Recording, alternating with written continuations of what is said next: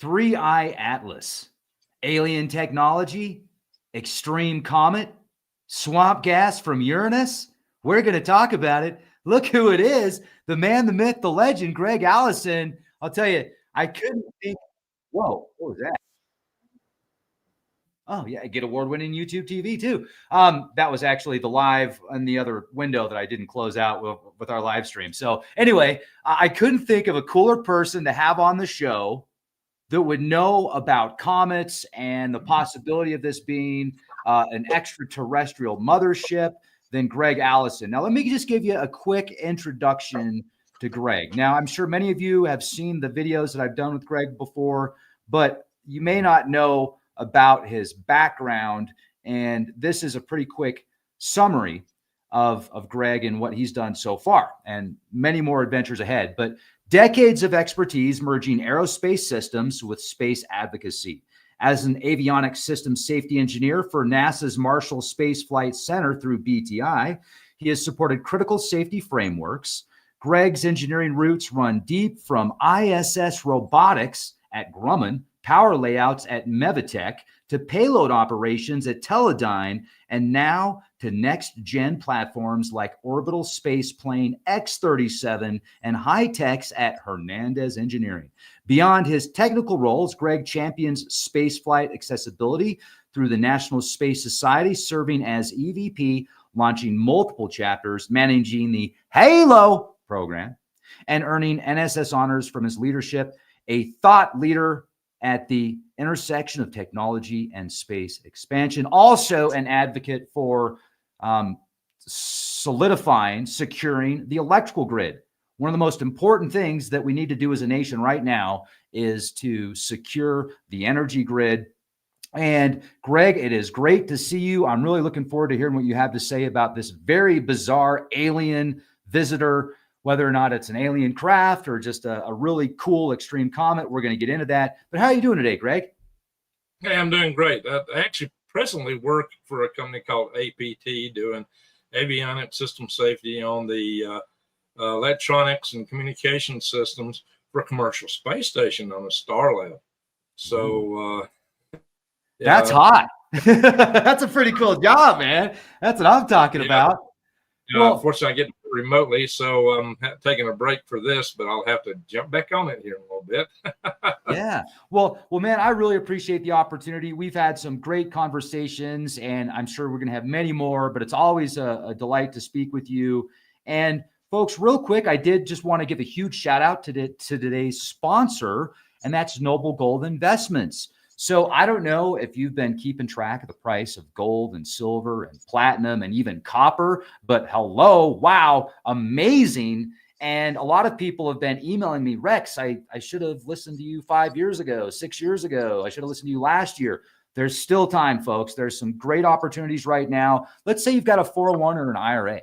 If you convert that into precious metals through Noble Gold Investments, if you qualify, find out how, they will gift you 10 ounces of solid silver. That's 10 ounces of solid silver. This could be the year that silver sees a major breakout. I think silver's at a 14-year high right now, approximately. There's obviously never any guarantees. So what do? You look at what the big banks and the money funders are doing. In August, I just read an article in August, China's central banks bought 2 tons of gold. Gold has hit an all-time high recently. There are some amazing opportunities. Some people see much more ahead, even though gold and silver is so high right now, with the way that the dollar is and the markets and the real estate market and the turmoil with the different countries right now, might be a really good opportunity to look into this. So give them a call, Noble Gold Investments, 1-877-646-5347, and go to noblegoldinvestments.com. Let them know Rex from Leak Project sent you. Ask about the coins and ask about the book Silver is the New Oil. And they're even giving out free ebooks for Leak Project listeners on how to get out of the rat race. So quick shameless plug. You'll thank me later. Noble Gold Investments. And Greg, Threeey Atlas is weird, man. It is very weird. It is a very strange object that doesn't fit what we typically look for in a comet as we know them within our own solar system.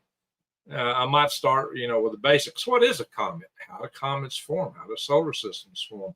Well, basically what happens is a big gas cloud starts to rotate, and the center of mass accretes the most mass. That's where your star forms.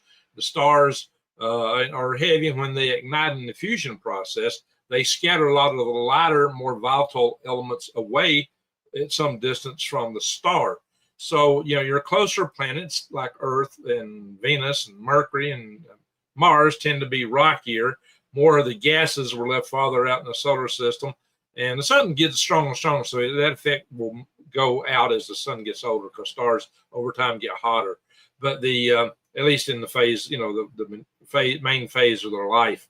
So what happens? A lot of that lightweight stuff, the more volatile gases, the carbons, the oxygens, the nitrogens, the hydrogens, heliums, that stuff goes more to the outer solar system. And what happens is they also congregate through collisions and the various things in the bodies. So at the very fringes of the solar system, now in our solar system, we have two belts of comets. We have what's called the Kuiper belt, which also rotates in this proto-disk and along the plane of the ecliptic, the same plane that most of the planets rotate, although maybe not as true as the planets on the inner plane. They have more deviations. If you look at Pluto, which turns out to be now we understand it's a Kuiper belt object, because we found other ones out there that are bigger than Pluto. And Pluto does have a little bit of an oblique orbit. However, now as you get further, out into this, what you get is comets, Kuiper belt comets, and there's something called the Oort cloud, which is even further out. It never quite settled down into the disk, but the gravity of the sun drags it along through the galaxy as it bobs around. Other stars also have Oort clouds, and these Oort clouds tend to reach out almost to the other stars. And so these clouds of comets just follow their star as they bob up and down along the galactic plane, which is like our sun's plane of the ecliptic. Now, they're not necessarily aligned with each other, so you got to keep that in mind too. But and they're not. But the star bobs up. Our star and all stars kind of bob up and down around that plane as they circle around, and it's that bobbing and going through the plane and other things encountered as you go around the disk that may create some of our typical cosmic catastrophes that we've heard of, and what may be the source of some of the cyclical nature of some of that stuff. There are other things that are cyclical too, on maybe shorter terms. But the comets are basically big, dirty ice balls. That's how we see them. In our case, they've been primarily water ice, and lots of dust and other things like that, some carbons and such. It's like we also have comets that are not comets, asteroids. The further the asteroids get away in their formation from our sun, the more they have volatile materials, like we have carbonaceous chondritic asteroids, which form a little bit further out in the solar system. And we have water-bearing asteroids, some of which are probably old comets that just settled down into orbits within the inner solar system. Halley's Comet, has a fairly close orbit. It's only a period around the sun of only 76 years. But the Kuiper belt comets and the Oort cloud comets have much longer terms. Now, as stars pass each other, it's possible that they could cause comets on the edges of these outer Oort clouds to get perturbed, to lose their orbit, and to take other trajectories either away from that star or into that star. And there's also some rogue planets that may have been ejected from inner dynamics of a forming solar system or another passing star that could also disturb these objects as they pass through. And let's hope we don't see a rogue planet pass through our inner solar system, because that could be somewhat disruptive, to say the least. But this comet, Rex, is far different than what we've expected. It turned out to have a coma, which is when these things are just ice balls. When they start getting close to a star, they start warming up, and as they warm up, they start emitting gas. What happens is, in the vacuum of space, you don't have a liquid. If you take a glass of water and put it outside in space, it will all go poof. It'll flash into steam. It's got to do with vapor pressure and a lot of things like that. but that's just what happens. In fact, when I lived in Alaska, it was kind of funny. You know, you could take a cup of hot coffee if it was 60 below zero, walk outside and throw it in the air, and you wouldn't get any liquid hitting the ground. That would flash into steam too. So maybe a couple of drops, but that would be it. It would all go poof. We'd always bet people they couldn't hit, you know, the ground with a cup of coffee or, you know, make some stupid bet like that. People wouldn't believe it until they tried it. But with space, yes, it's a little different as a temperature thing, but in space, it's the vacuum. So what happens is the gases just turn in, well, the solid ice turns straight to gas. Now, some of these comets have a shell kind of around them from cosmic rays and things that's been hitting over time, other debris they picked up, or just continues passing Greg, around the star. I'm sorry. We lost you as soon as you said vacuum. Oh, vacuum. Okay. Yeah, we lost you. Can we go back to that real quick? I apologize. Okay, so in the vacuum of space, the ices transition from solid to gas immediately just because of the partial pressures, and you know, liquid just can't exist in a vacuum. It won't exist. So what happens is your comets start outgassing when they start warming up. Now, some of them have a coating around them from debris they picked up or from cosmic rays, perhaps some previous passes around the star where the more volatile gases got boiled off. And in that case, the gases come out of holes or ports, and they're called jets. And sometimes that's a little bit propulsive, and it might change the course of a comet a little bit, or aid their breakup. A lot of comets are just big, fluffy, dirty snowballs. They are prone to break up. We may have noticed pictures of asteroids. They tend to be flying piles of rubble. Well, a comet's the same way, except the rubble is fluffier. And so what you can get is all this stuff starts coming out. So what's odd, one of the odd things about Threeey Atlas is it started outgassing way out in the solar system before you'd expect that. I mean, it was like when it was first observed, it already had a coma around it. A coma is a sphere of gases that have formed around the nucleus. If you consider the comet to be a ball of matter and it's outgassing, that gas forms a ball around it.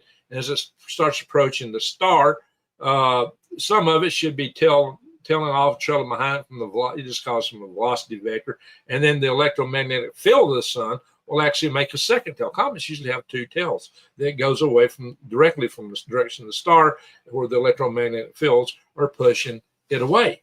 The solar wind, whatever you want to talk about from the star. So the particle stream, the electric particle streams from the stars. So a comet gets two tails.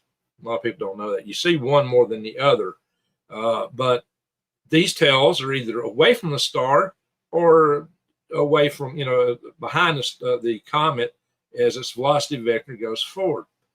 So there's two odd things about Threeey Atlas. One, it formed a coma much earlier than anticipated.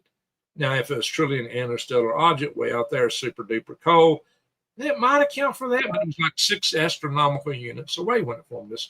And typically 5 is the measure where that happens. An astronomical unit is the distance between Earth and space, or 93 million miles. So it's 6 times that, farther out than the orbit of Jupiter when it started this. And typically a comet doesn't start showing a tail until it gets somewhere around the orbit of Jupiter, about 5 astronomical units out. But we don't know when this coma formed because it was there when we first saw it in the very first observations. When we thought we discovered it, we went back and we found, a Chilean observatory is the one that actually reported it first. But then we went back and looked at some data from our test satellite and saw that we actually could detect it earlier, and it had the coma then. And that is really interesting. But here's the other strange twist. Now that's close to the sun, the tail is forming as a comet, as you would expect with a comet. But at first, it was in front of the comet. And that is odd. That don't make a lot of sense. That defies logic. And some, like Loeb, reported that he thought there were lights in front. And it could have just been this tail picking up sunlight and reflecting it. Or you can't absolutely discount what he's saying. But the fact that we had a tail in the front of it was highly interesting, highly strange. I will come back in a little bit to explain a theory for what that might be. And that could be an indicator of something that's not natural, possibly. Personally, I do think that this object is natural, but there is a but. There's several buts, because this is a weird object, whatever it is. This is a peculiar projectile by every stretch of the imagination. And it's not the only peculiar projectile. We can't fully, really, in my humble opinion, explain a Oumuamua, or as us redneck rocket scientists like to call it, moo. So anyway, we got to have a little fun here, Rex. You know that. So we always having fun here, man. That's right. So this thing is odd in those regards. Now, there's other odd things about it. Now, when it was first detected, the estimations for its size were anywhere from like just a fifth of a mile across to maybe 3.5 miles. And then further observations thought it was like 6 to 12 miles. Then Loeb come out and made a statement, says this thing, in his words, he said 20 to 46 kilometers, which translates to 12 to almost 28 miles across. That is absurd. It's crazy.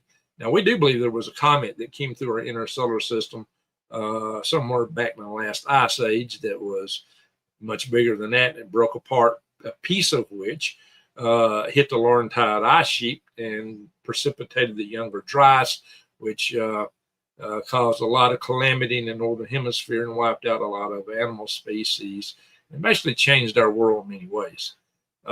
So the idea that you can have a bigger comet, and we do know there's bigger things in the Oort cloud, but Loeb thinks this is an indicator that it's not natural, because he says that there just isn't enough material in interstellar space to gather something that large, and that's true.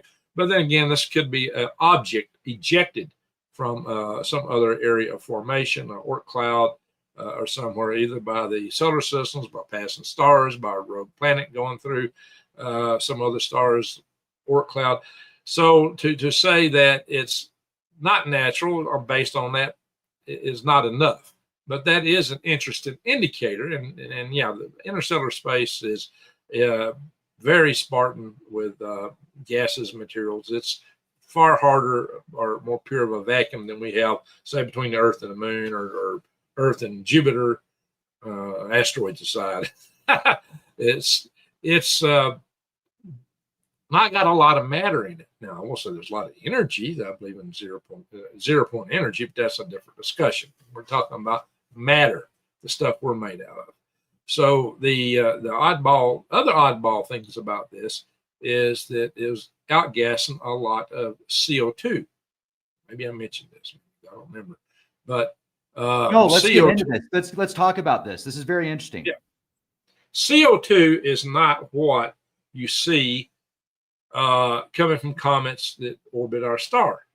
Now, there has been recently discovered a protoplanetary stellar nursery kind of a disk out in space, or a cloud, that where stars and such are forming, that apparently does have a much higher than usual content of CO2.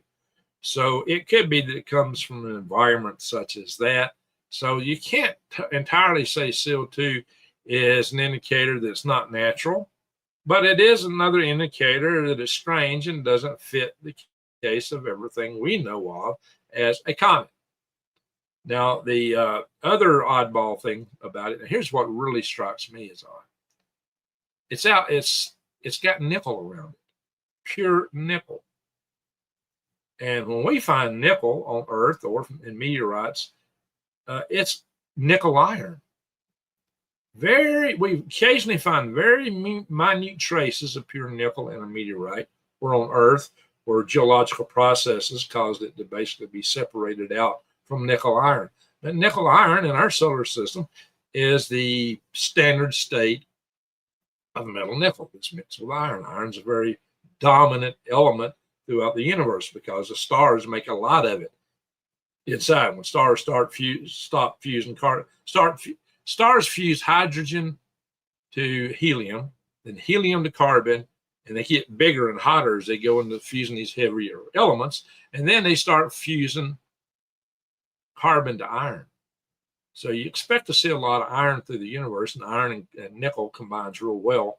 So to find pure nickel really seems odd. That's very hard to explain. Now, nickel is a good metal for high temperature applications. It's good to use for structural elements, especially if you need to have high temperature applications. So that is a matter of high strangeness that it's got this nickel around it. Also, Loeb did state that, hey, maybe the comet isn't that big, that it could be we're just in a very dense cloud of materials around it. Maybe nickel contributes to that. So it may only be a fifth of a mile in diameter, or maybe 26 miles in diameter. That's crazy. We don't know. Now, a fifth of a mile in diameter is less than the size of my property at 40 acres, which is a quarter mile on each side. 26 miles in diameter is enormous. This thing is traveling. It will be at peak velocity when it reaches perihelion, which is the closest approach to the sun. As you get closer to the star kind of accelerates you in, but it's got enough of its own velocity. It will escape our sun and go on through interstellar space if something doesn't change its trajectory. But it is believed it will reach 152,000 miles per hour, Rex. That's a fast ice ball, man. That's a fast ice ball. You got to consider the things that struck Earth, are typically hitting us around 40,000 miles per hour, and energy equals 1/2 mass times velocity squared. And if it's truly a dirty snowball, which we really don't know, a Oumuamua may have been a solid object. There's a lot of debate about that. So if it's truly a dirty snowball, that means the density and the mass may not be so great, and so an impact of something like that might not be on par with the Chicxulub event. If it's on the smaller end of the scale, it could be like, if it's like, the size of my property, it would cause great regional damage. But if it is at the upper end of the limits of the things they believe, it could wipe out the cockroaches. Now, it's not going to hit Earth unless something changes. It's not, the current trajectory doesn't even take it near Earth. It's coming near Mars, and then it'll go near Jupiter. So another oddball thing about it, I mentioned that you're showing it right there. The Earth and the planets rotate on a plane around the solar system, the plane of the ecliptic. Well, just a little deviation. The Oort cloud, the Kuiper belt objects deviate a little bit more, and the Oort cloud just are coming in from everywhere. So you would think an interstellar visitor would just come in from any angle. But this thing comes in almost our plane of ecliptic, which is a very good trajectory if you want to examine the planets to see what's here. That's another reason Loeb believes this thing is artificial, or could be artificial. Now, he has a skill. And most other astronomers are just mad at him because they think he's full of it. They say he's crazy walking on stilts. But his scale goes from 1 to 10, with 10 being it's alien, and 0 to 1 being no way. But he rates this thing as a 4 on that scale, almost even odds, not quite, but almost even odds. Just one tick under even odds. So he's not saying it's. What did he rate Oumuamua at? Sorry to interrupt. Do you know what he rated Oumuamua at, and Boris too? Oh, I don't know. Now Boris was kind of it really looked like a comet. It didn't do anything special, unusual. It looked like it was round. It just zipped through the solar system, came through and was gone. Oumuamua, how'd you bring it up, was a really odd object. I just saw an article claiming that they believe it was a plutonic object. That's the latest claim, a piece of a planet like Pluto. And they think, well, it's mostly maybe nitrogen ice. I'm thinking, no, it would have outgassed a lot when it got closer to the sun, than if it had been a solid like nitrogen, which would be volatile, because solid nitrogen is a very cold substance. Heat that stuff up, it is going to outgas, and you would have seen it. We didn't see any outgassing from Oumuamua. It had the appearance of a metallic appearance to it, and it was either an aspect ratio of 10 to 1, like a big long cigar, kind of like my pen here, or it was pancake at about a 6 to 1 ratio. Not really sure which, but here's the odd thing: it was tumbling. It was rotating about more than one axis, which means it was out of control and tumbling. If it were a spacecraft, it had the appearance of being a derelict. course, if you're going to send a spacecraft to an alien solar system, you didn't know what's going to happen. You'd want it to look like a derelict to avoid too much attention, right? But anyway, it was tumbling. Now, some ball of, look, like I said, what are most of these comets made and asteroids made of? Mostly they're rubble piles. If it's tumbling, it would come apart, especially the aspect ratio. We've never seen a comet or an asteroid like we've seen two asteroids. We've seen asteroids which got like two lobes joined together like this. You see that a lot, but not some big long object that, especially with it tumbling. How would it stick together? I don't believe it could like that. So this seemed like a good solid object with some strength to it, more than what you'd see with a comet. Isn't that a weird orbit though? Like, isn't that a weird trajectory if you're a craft to be going in circles like that? Or would that create some type of gravitational field so you could actually have some type of gravity within the craft itself by doing that? Well, if you had a control rotation, it could give you an acceleration through centrifugal force that approximates gravity. That was probably not enough to do that. But that is one thing you could do, is have a device that rotates steadily end over end and would give you some type of gravitational acceleration.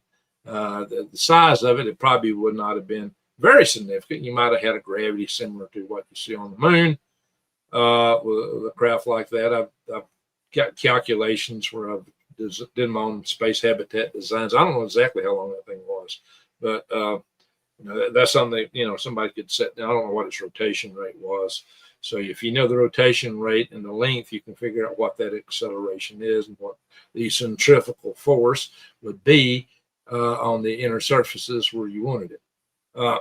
That said, but the idea that this thing wasn't flying apart and that it accelerated after it passed the sun is highly unusual. Weird. Some people thought it accelerated because of light pressure from the sun. But a solar sail to be accelerated by the minimum exchange of light particles hitting it and reflecting off of it typically is something that's, exceedingly thin, much thinner than a piece of aluminum foil. Make a piece of aluminum foil like sheet metal. And most of the weight is across the sail. Now, if you had a sail like that and it was tumbling, it would have been readily apparent. Plus, you'd have had to stabilize it right off. Yeah, well, it would have evoked attitude control. You needed attitude control to keep showing the whole sail, but this thing was tumbling. So the solar sail notion is that this thing was accelerated by light pressure is out. So the latest articles are claiming that it was accelerated by H2, just pure hydrogen molecules. And they were saying that H2 was derived from water. Okay, to have a mechanism to create H2 from water, they believe that cosmic rays hitting the a mile over time broke the water down into H2 and oxygen. Maybe the oxygen would react with the other materials in the body, rust them, and H2 would be left in pockets inside. But I got issues with that. My issues are that I know darn well that cosmic ray, this is a good size object. And if you got these vents on the inside, these pockets of hydrogen on the inside, how do they really form on the inside?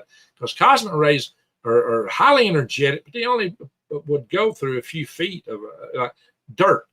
If you had just dirt, you'd only penetrate maybe 3 foot of the dirt with the cosmic ray. Now, you'd need about another 3 foot of the dirt because the cosmic rays, as they're coming in, would break up other atoms. So it's very energetic and cause secondary particles of radiation, which would go further.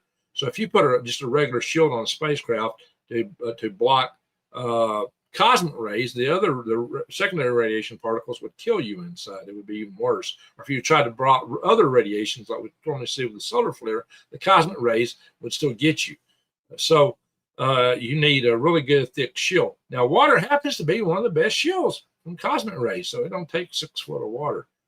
So how did the cosmic rays penetrate a mile deep enough? And I guess that looks more like a mile trajectory there. How did they? That's a mile. This is how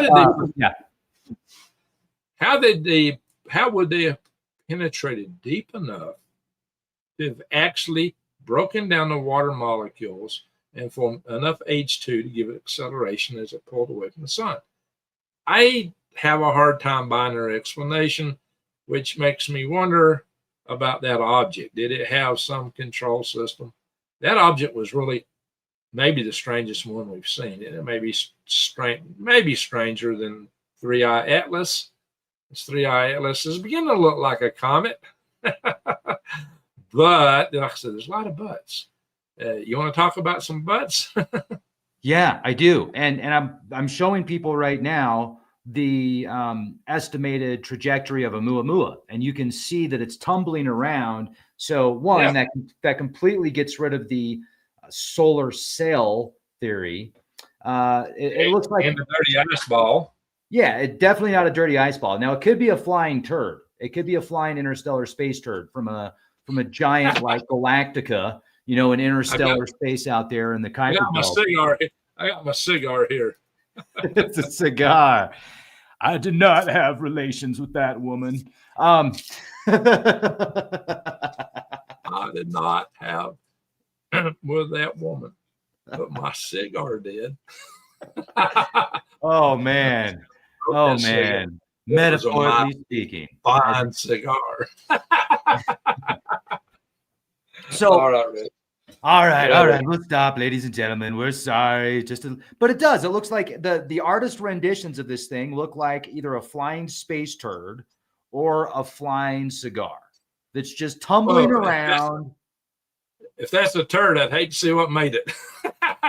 Oh man, I'd hate to smell it. All right, we're gonna stop. Let's go back to Threeey Atlas. Let's get out of Oumuamua. Let's go back to Threeey Atlas here. So I want to. Oumuamua is interesting. Means that maybe we need to keep an eye on Threeey Atlas. Now, go ahead. You got a question? Yeah. I was just going to say, like, so here's some of the, if you're just joining us, folks, we've got Greg Allison with us. He's been a contractor for NASA. He's done a bunch of really cool work with the space station, top secret aerospace stuff that he can't talk about.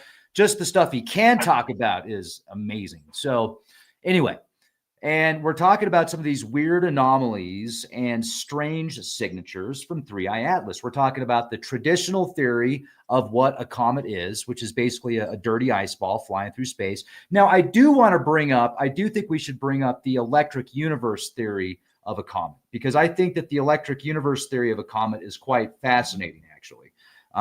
But I don't know how to describe it real well, so I'll have to. So can you describe the electric universe comet theory, or do I need to do a AI?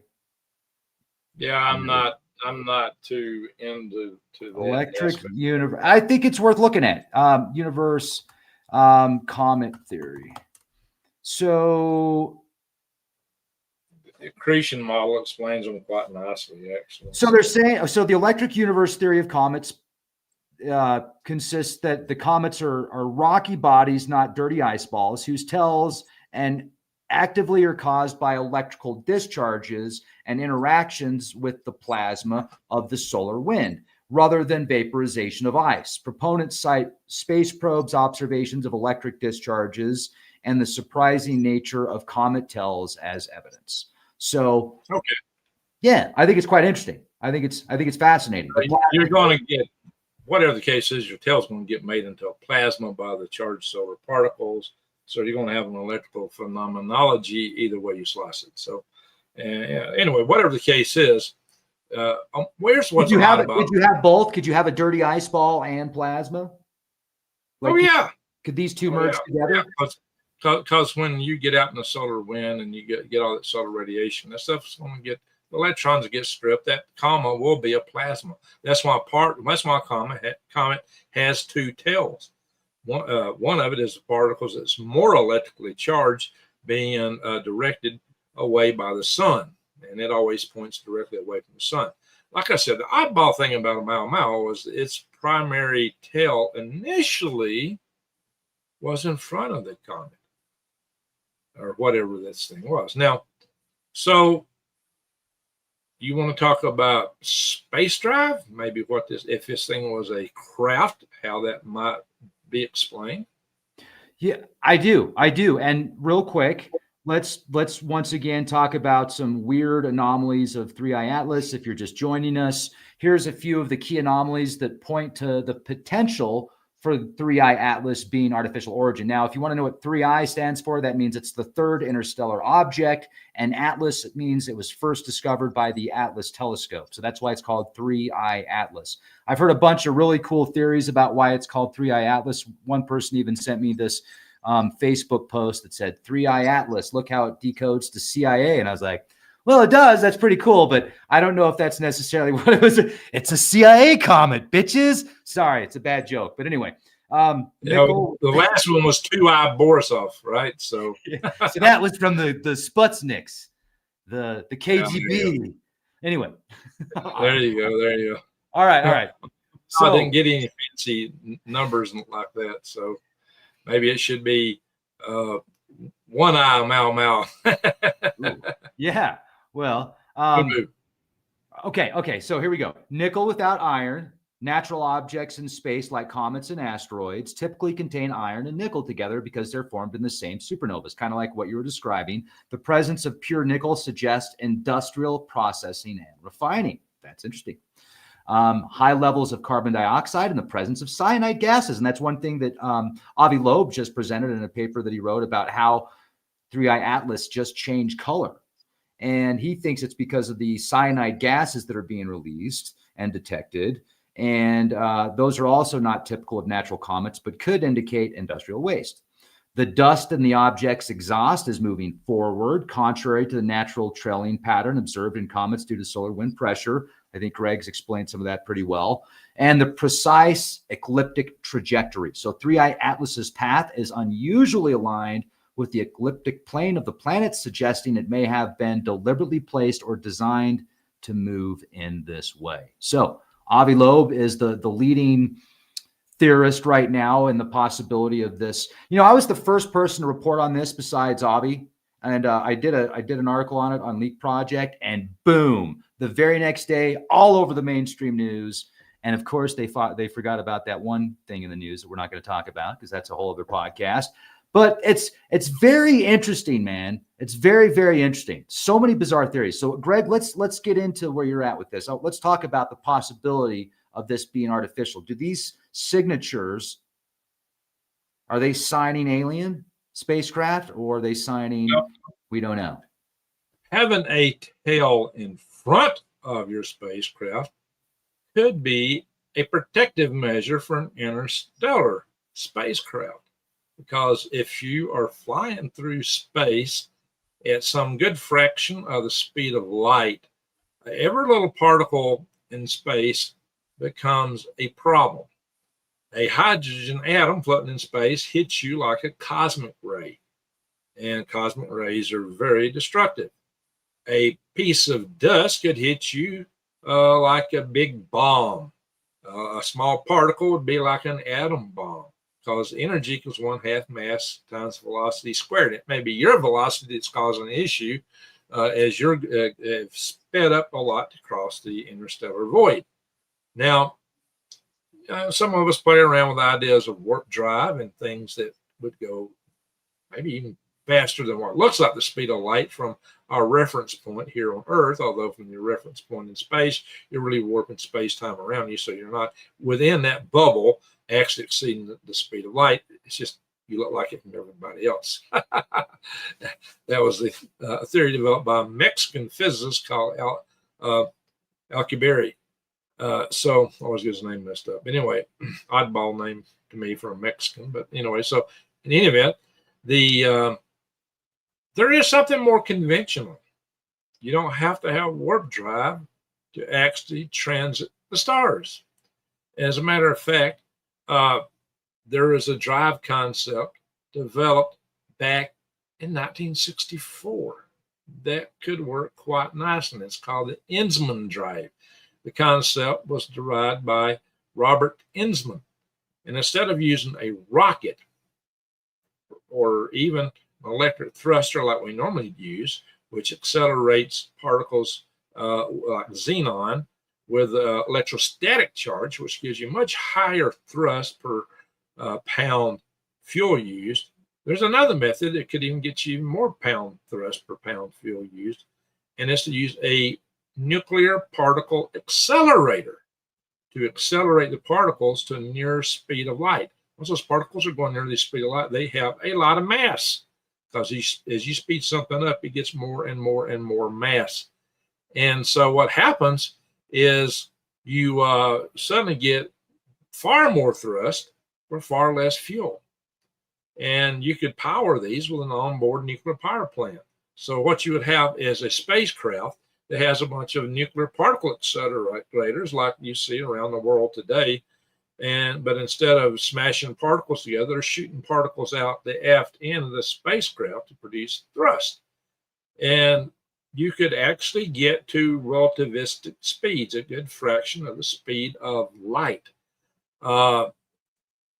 Robert Enzmann actually proposed going 30% of the speed of light. And you could get there in about 4 months if you accelerated at 1 g. It's acceleration, the same acceleration we got here due to gravity on Earth.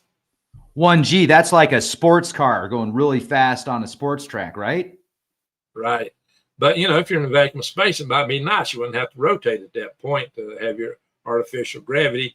I think you could have a pod system where your pods are just hanging in the aft end. And then once you've finished accelerating, you just open them up and rotate. And then you'd have your artificial gravity through centrifugal force after you got done with acceleration. Now, there's one YouTuber that was talking about accelerating to 99.99%.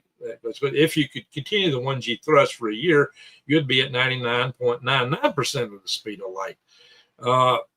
That's exceedingly difficult to do, though. What he failed to mention, he didn't mention that the faster you go, the more mass you get. But what he also didn't mention is that makes it harder to continue to accelerate the spacecraft at the same level of acceleration, because now you're pushing with the same thrust, but you're trying to accelerate a greater mass, which is your spacecraft, which is translated a lot of your kinetic energy and forward motion into mass. Again, mass equals 1/2. Equals one. Kinetic energy is 1/2 mass times velocity squared, but energy is also E equals mc squared. It's just two different ways to translate the same energy you've got. And you can put both of these on either side of an equal sign, or mathematical scale, you might call it. That's what an equal sign really is, and figure out, from one side to the other what these terms mean. But the fact of the matter is that it becomes, as you go faster and faster, the harder it is to get faster and faster. So some people propose going 99% or 10% of the speed of light with one of these Enzmann drives. But if you could do 1 g acceleration continuously, you could get to the asteroid belt in like 3 days. Mars even faster. The reason I checked out the asteroid belts, I'm kind of interested in that asteroid Psychos that's got all the gold on it. Yeah, I'm toying around with some Enzmann drives, but Nice. So this whole Enzmann drive concept is, I think the particle accelerators, all the particle accelerators you see in the world today are made for atom smashing. Nobody's designed one specifically just produce thrust. Now, Enzmann was proposing to use deuterium, which is a specific isotope of hydrogen, and then have it frozen to contain it better, and then thaw it out and use it. Now, deuterium is very expensive, though. So it might be possible to do this with cheaper gases, maybe just pure hydrogen, which you probably also want to freeze, just contain it for the long term. But the fact of the matter is that an Enzmann drive is using technology, the basics of which we well understood in the early 60s.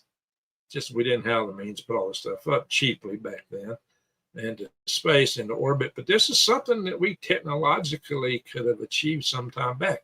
I mean, you could have had like 2001: A Space Odyssey scenario going on if we'd have kept space going way back then. We could have been out to Jupiter 20 years ago with an Enzmann drive. So 20, easily. So 25 years ago. So this whole thing is something that another civilization with comparable technology could point in our direction and come our way. So, but because you've got to worry about these particles you'd hit, you'd want to have a very robust shield in front of your spacecraft to absorb a lot of these hits. But better yet, you'd probably want some kind of deflectors or something else flying out there that could take the impacts from other particles. And so for that reason, you would want a cloud or a tail of particles in front of your spacecraft, just like we saw with Threeey Atlas. And then that would explain why we saw them 6 astronomical units out instead of 5. They would have always been in front of, if that were the case. I'm not saying that's the case. I'm not at all saying that's the case. I'm just looking at what's technically plausible. I did a little quick analysis a few days ago, and I looked and says, well, we've been transmitting in the space. There's this theory of there's a couple theories. Let me talk about here. There's something called real quick before you do that, because there's some comments that are going through the comment section that I just want to clarify. So, and great questions. I appreciate that. I love the skepticism, folks. So that's a good thing. Like, we're skeptical too, right? I'm not saying this is man or artificial object, not at all. Everything's bullshit until proven otherwise in my eyes these days. So that's where I'm Amen. at. But you can't prove it's not. but here's what Complex says, and you're right. He says the nickel content has been found in several other stellar objects. Saying it's from industrial process is absurd. I agree with that. What's interesting is the lack of iron that has been. Yes. So there's lots of nickel, but there's not lots of iron, which makes it bizarre. And that's why the theory, or the hypothesis, even, it's more of a hypothesis of it potentially being industrial grade. So thanks for leaving that comment, Complex. The problem that it is pure nickel. That's what's odd. We only find pure nickel, including meteorites, in very minute trace amounts. Thank you. Yeah, please continue. I just wanted to present that because it's good to have some skeptics in the chat. So I just want to clarify. Be skeptical, please, because this topic is very controversial. And again, I'm not saying at all that this is aliens or artificial. Even more for all its high strangeness. I'm not even saying that was not natural. It's just the explanations we're getting to explain it away have been just a little too off the cuff and don't quite answer the mail. That was an unusual object too. This one's more unusual. And the fact that it's making a close approaches to Mars and Jupiter makes it kind of interesting too. So I'm not saying it's not alien either. So I'm not saying it's not. I'm not going to say that because I'd hate to get surprised and this thing suddenly slows down around Christmas time and starts taking a more earthly direction. We'll know in a few weeks. That would be interesting. Yeah, it might be a little too interesting. So sorry to interrupt. Catherine's got an interesting comment there. So I only see the ones you post. So in any event, this so I personally, as I've explained previously on your channel, I think if we had other civilizations in space, we would most likely see evidence of it here on the ground with ground-based telescopes that would be undeniable. We should see Dyson spheres around stars or some evidence of those. And we're just not seeing squat, which indicates either one of two things. Either they're not out there or they're hiding. Now, and Fermi, a physicist named Fermi back in the 50s was at a party, and he was using the Drake equation, which is some estimate of how many civilizations we might have in the galaxy based on a number of different variables, parameters, and that equation changes the more we know about the galaxy. And actually, the number is looking higher. We should have more than life out there than what we've detected so far. But so he was just working through the numbers, and he says, well, we ought to be able to develop a civilization that, could go to another star at a tenth of the speed of light, spend 1,000 years there, colonize, and then hop to the next star at a tenth the speed of light, and then progress through the galaxy that way. And then he calculated it out and figured, oh, this would only take just 1 million, 2 million years, and you got the whole galaxy covered. And based on that, and based on what he was seeing in the Drake equation, he just sat back and said, hey, why aren't they here? They should be everywhere. And, some reports and things people say might suggest something's going on, but we don't have that definitive kind of proof that something from out there has come here and at any scale like you should be seeing according to the Fermi paradox. The Fermi paradox is they ought to be here. Where are they? The paradox is they should be here. We don't see them. So there is one theory for that, is that it's called the dark force theory. And that theory is that other civilizations would think that we might get wiped out, that these other civilizations might be bigger than you, might be hostile. And the safest thing you can do is keep your mouth shut and don't be seen, don't be heard. Kind of like, you know, a prepping philosophy of being a gray man prepper. I'm a prepper also. So this actually motivated Steve Hawkins to suggest we shouldn't be sending signals or probes or anything out in space signaling we're here. We should stop that. We need to cut it out. But does kind of have a composition with binary stars are primarily hydrogen and helium. So this is something that holds together a lot better than that. You need a lot of gravity to hold hydrogen and helium together in one place. But the oddball thing about this is that I lost my train of thought. I was going to answer that last question. Where was I going back? Okay, let's go back. Where was I going? I was on a tear to go somewhere, and I totally lost my train of thought. Way to go, Utah Spice. You just made Greg lose his train of thought. I was just kidding.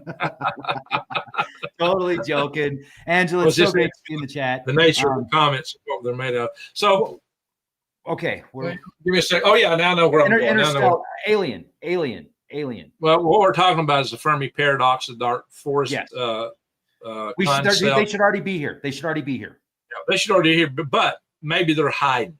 They're hiding because they're afraid to reveal themselves. And maybe that would explain why you wouldn't want to build a Dyson sphere, because the Dyson sphere says we're right here. Something else I tell preppers, if you're going out in the forest, and way to go, Charles. If you're going out and as a prepper and you're going hunting, you'd be best to hunt with a silent weapon, because if you got a bang bang, as soon as you pull the trigger and it goes bang, you're yelling, "I'm right here, here I am, and I just maybe got something you might want to eat," or something happened right here, and it's going to attract a lot of interest, more than you want to attract. So you probably should hunt with silent weapons. Well, the same thing happens if you build a Dyson sphere. You says we're right here. It's all automatically obvious that you got a big civilization, and there you are. So that would be one possible explanation for not building a Dyson sphere. But it also would suggest that maybe civilizations have been spread according to the Fermi paradox, but they're just quiet, hunting good star systems. So I think that life is extremely complex. What goes on in a single cell is far more complex than the entirety of all the cities and streets and utilities and traffic and buildings and everything going on in New York City.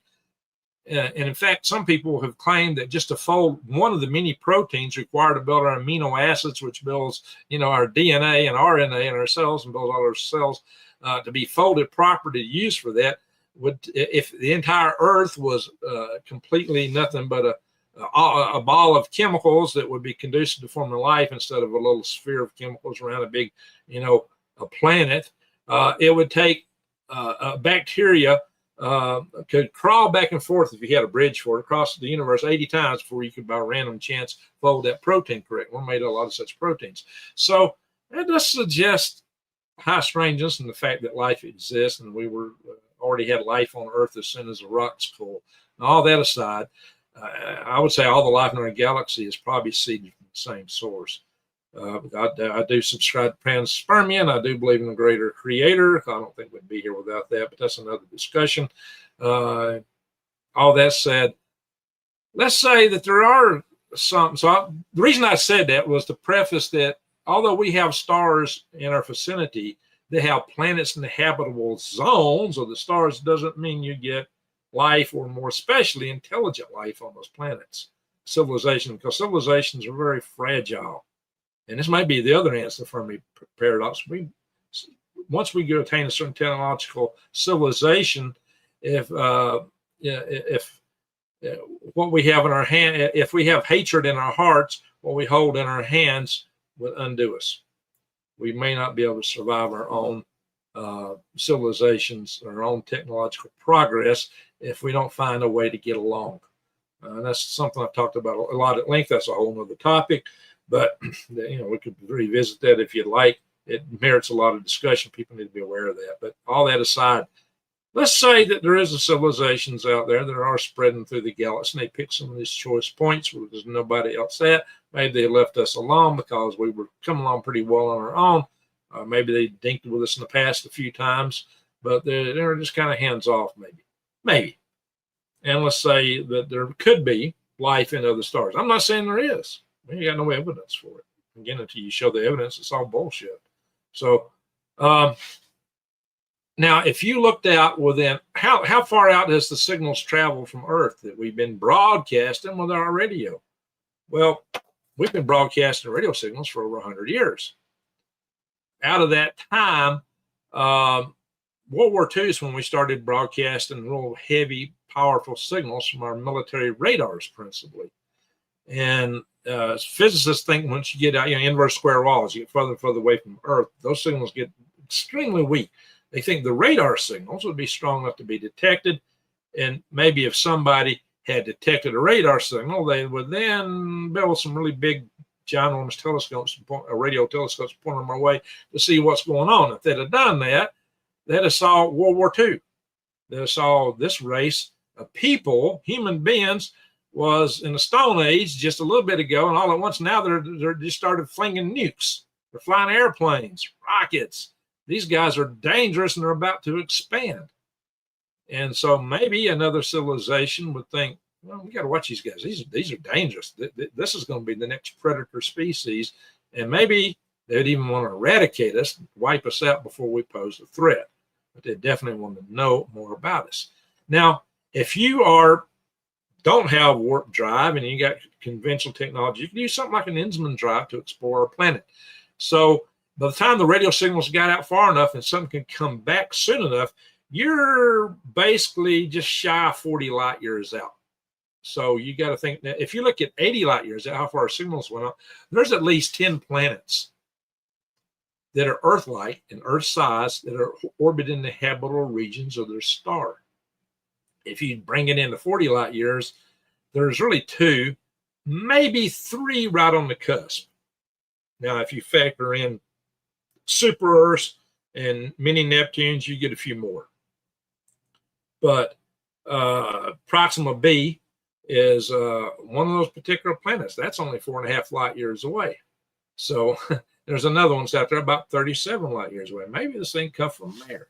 So if you've got an Instrument drive and you want to explore our solar system, and you're no more distant than that, they probably trained their optical telescopes on us real big, and we're looking at us real well. They probably know what our solar system looks like, so they could align whatever they shot in our direction to be able to come in the plane of the clip it. Now, from all apparent purposes, this object doesn't appear to come from any nearby star. But if you got an Instrument drive on it and you got to slow down to less than, a fraction of the speed of light, to something more like the speed of a comet, 150, 140 some odd thousand miles an hour instead of a big fraction of the speed of light, then you're probably coming in around the solar system in some way and slowing down and making your alignment to the planetary plane.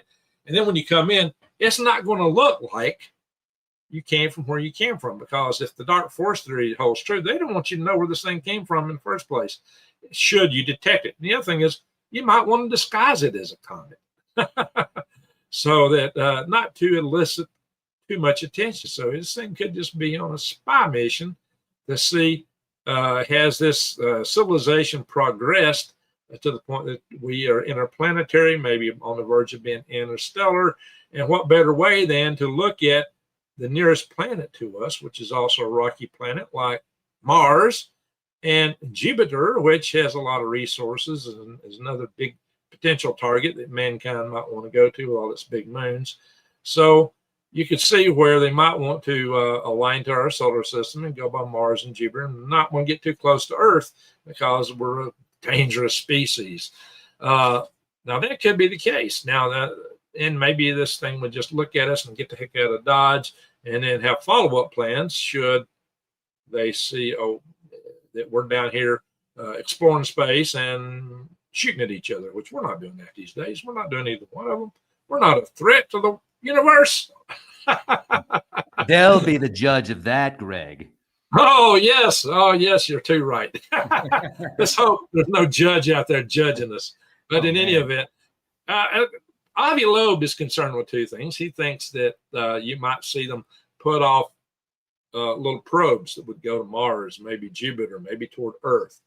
And he thinks the ways to detect if this thing is alien from this point is to either see it change its orbit, particularly if it slows down to stay in the solar system, then watch out, we're in trouble. Then we know there's somebody driving it.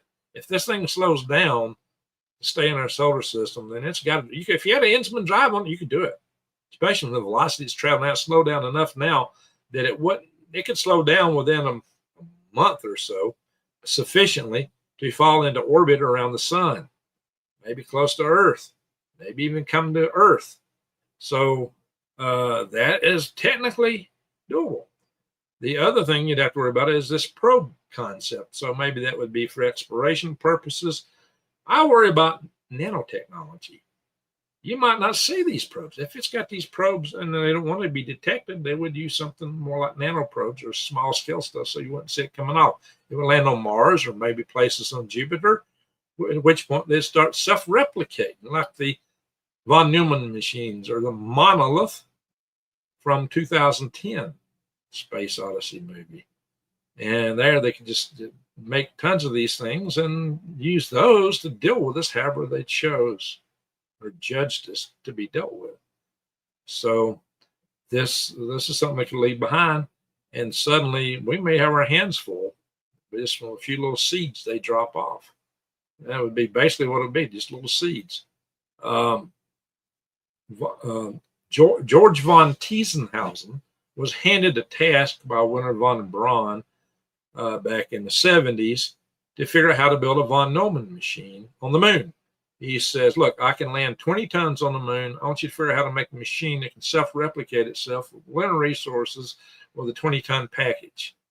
Well, he went through all of von Neumann's theory, and it was all just too theoretical. There was nothing applicable. There was nothing applicable to engineering. But he sat down and he figured out how to do that. And that was the inspiration of the monolith story. Why I knew von Tiesenhausen. I knew him well. He came and spoke to my club several times. Brilliant man. He's passed away. His son's got the same name. His son was an English teacher. He's probably retired now in Huntsville, Alabama, the Rocket City. So von Tiesenhausen actually come up with an engineering solution for how, with a 20-ton package, you could build a self-replicating machine. Well, since then, K.R. Drexler wrote a book called The Engines of Creation based on molecular manufacturing of nanorobots, and talked about how they could self-replicate. I also knew I never knew von Neumann, but I knew K.R. Drexler all too well. And, you know, I did get to question him about his book at some length. But K.R. Drexler, he started the Foresight Institute, which was promoting this concept of molecular manufacturing. And we're moving into nanotechnology. Today, we have small robots the size of small insects. I mean, small insects now. If they were to make them the size of gnats or smaller, watch out. Michael Crichton wrote a book. I think it was called The Swarm, which was very, very interesting, very frightening to think about. We could be on the cusp of that kind of technology. But the whole thing is that if you were to have to go, if these things invaded Earth, they would be like swarms of gnats. They could just swarm all over you. The idea you're going to defend yourself with something that goes bang, bang, it ain't happening. And they might just like, well, I got a face mask, but no, they could be designed to penetrate things, to go through a face mask and just flap your nose and take out your brains. So how do you deal with something like that? The movies are all giant robots stomping around the streets, going bang, bang, bang. The reality might be that you don't even see it coming. That would be the scary thing. So I hope that don't happen. Let's hope this is just a comet. And I think that's what it probably is, just a comet with some weird attributes coming through our solar system. John Baxter. Hey, are you the same John Baxter I knew from Utah? Might be. Baxter, I went to kids when I was in middle school. I went to school with kids that they had the last name Baxter. Yeah, there's probably a lot of Baxters. There's a lot of Johns. There's a lot of Baxters in Utah. Yeah, there's somebody leaving a comment in my videos, and I asked them that question. I hadn't went back to check it, but there was a John Baxter that was had started a chapter of the L5 Society, became the National Space Society, in I believe Salt Lake City. So if that's him, hats off. Somebody I knew way back. So, right. In any event, the whole thing is that the probability is that this thing is natural. The probability is that, we haven't, if something is coming from the stars, it's probably using the warp drive, maybe already here, snatching us out of our beds at night. Which I think that's something else, really, but that's a whole other story in and of itself. We got a whole lot of an important story, a very important. Let me just bring that up because it's amazing how much the government and the news rehashes the UAP disclosure. It's the same thing all the time. Oh, we might have found a craft. Oh, we talked to somebody that recovers alien craft. Oh, well, did they find it personally? No, but they just talked to him about it. And then you have the one guy that comes out that says he was a part of a team that was pulling up UAPs, and they show this footage of a giant egg. And maybe I want to believe, but I've been, it's the, what do they call that? Gaslighting or whatever, but they don't get into the scary side of things, the mechanics, like that Navy submariner I had on the show that gave full disclosure of the experiences that he had. And he said he got abducted, whether he was at home. The only place he didn't get abducted was when he was in the submarine. And he said that's why he liked to be on the submarine so much, because they couldn't get him in the submarine. He said they'd take him even when he was off the sub in the barracks. These things, whatever they were, he looks at them as fallen angels because he's on the mindset of religion, and I totally respect that. And I said, look, dude, I think it's the future. I think it's humanity from the future, and they're trying to keep certain bloodlines alive and as frightening and as terrible as it is, they're doing it because they want you to be around in the future, and they have to do some adjustments or something. I don't know. That's my theory. I know people are super frightened that have been abducted, so I'm not taking away from that, because I would be scared as hell if somebody put me in a ship or did some weird probing on me. That'd be freaking weird, man. But I just don't think it's demons trying to destroy the planet, because if they could abduct you in your house, come through a portal, abduct you, take you somewhere, do weird stuff to you, and then drop you back off, they would probably have the technology to destroy the world if they really wanted to. That's just my theory on that. But they don't disclose that stuff. They don't disclose that stuff in the mainstream. It's just, oh, we think we found a craft. Oh, we found a Tic Tac UFO, which is probably Lockheed Martin technology anyway. Anyway, I don't know. They shot something with a Hellfire missile, if you've seen that video just got. Yeah, let's see if we could pull that up. What do you think about that? Well, there's something out there. Now, a lot of these somethings belong to us. We have this technology. You need to go back and look at my YouTube channel, Galactic Gregs. I just did a video on the subject we're talking about on Galactic Gregs, but my most popular videos on anti-gravity technology. And the fact that people were on the cusp of developing these technologies for 100 years. So, and they often get interfered with along this pathway, or they go black. If they get close, they either go black or they start pushing daisies, or they're made to look crazy.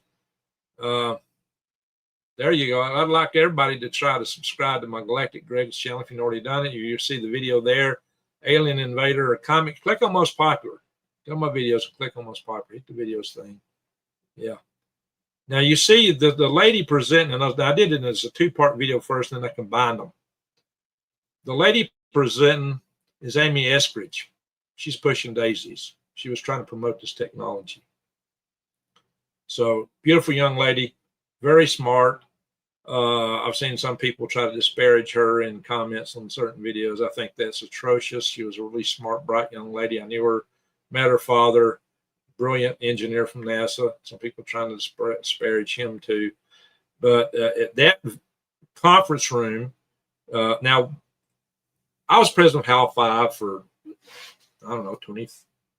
I started in 83, and over half the life of the chapter, I was president. I managed to hand the job off occasionally. Finally, I've handed it off permanently. I moved away.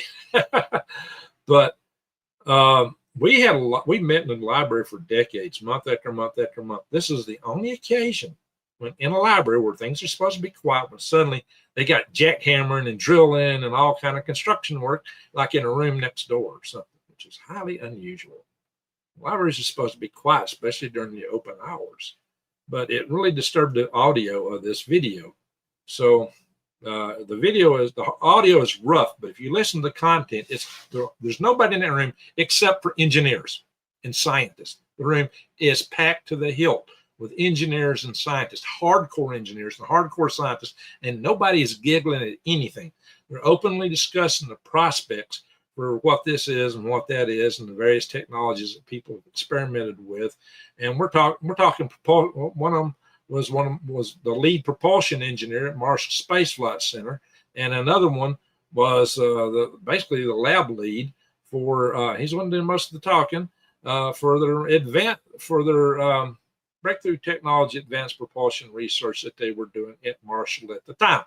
And some of that at one point involved a Chinese lady named Ning Li, which when those videos were made had disappeared. Now we know she went black.